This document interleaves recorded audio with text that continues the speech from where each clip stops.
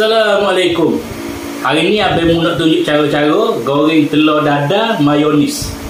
Dan semestinya Abang guna mayonis brand Ladies Choice. Okey, luncur. Sedikit mayonis, 3 biji telur.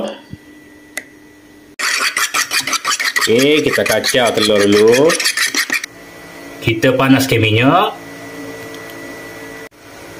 Masuk telur.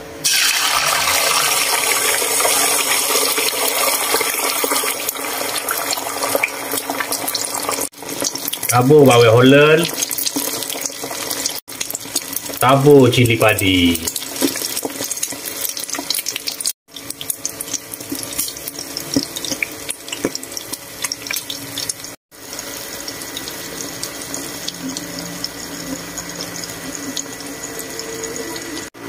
Siap kita punya telur dadah mayonis.